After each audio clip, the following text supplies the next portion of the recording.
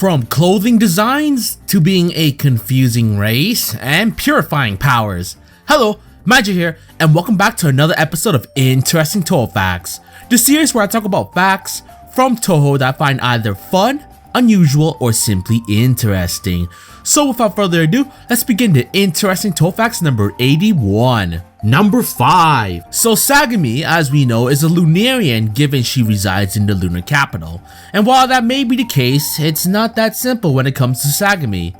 She's mainly a goddess, but it gets much more trickier after that.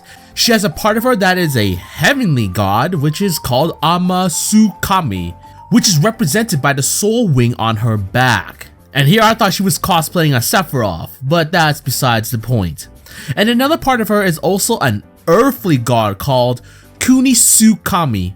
Sagami is also tentatively classified as a divine spirit. For those who don't remember, divine spirits are those spirit thingies we see in 10 Desires. But there are also two characters who fall into this category, Kaneko and good old Junko.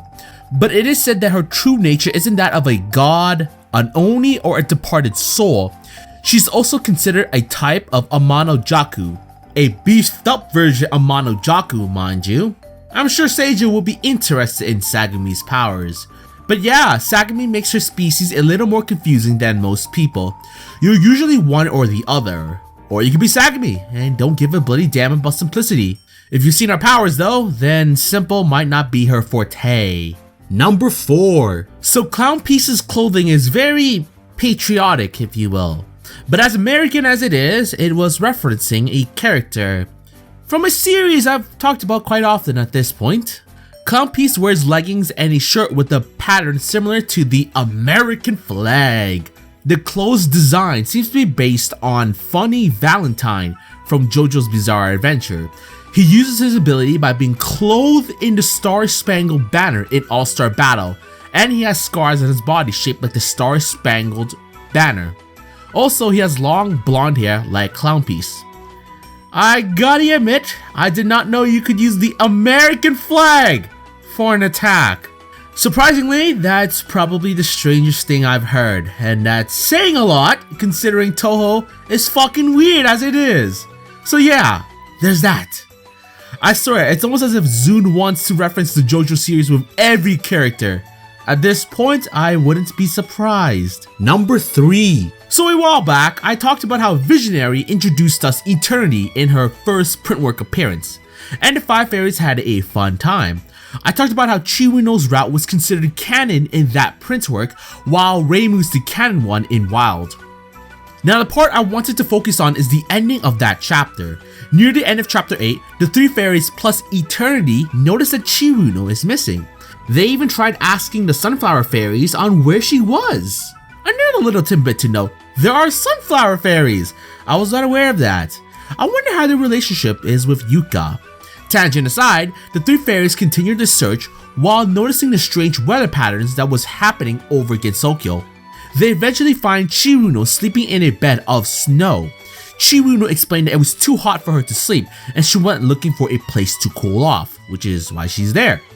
The most important part, something you might have noticed while I'm posting the pictures from the chapter, Chiwuno lost her tan. And in the end, it mentions she lost her tan as well as her resistance to heat. It also explained that the fairies' influence over nature were gradually weakening. So we get an epilogue of Hidden's event, which is good. It also answered the question I was having during the game, if the tan would be a permanent thing for the Ice Fairy or not. Now we know it's a temporary thing, but yeah, from Sunflower Fairies to losing her tan and meeting Eternity.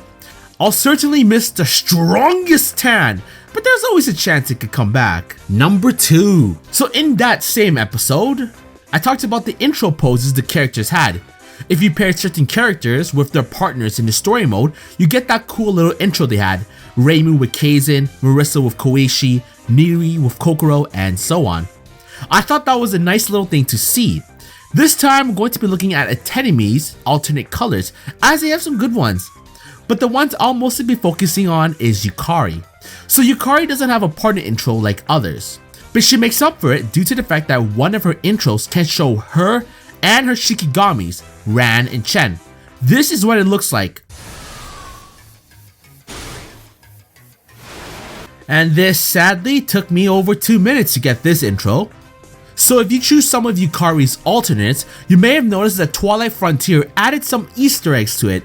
Let me show you the first one.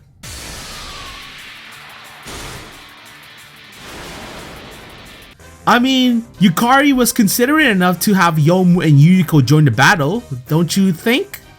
Here's the next one. Patchouli, Remelia, and Sakya. Well, they're certainly taller than usual. And the last one I could find.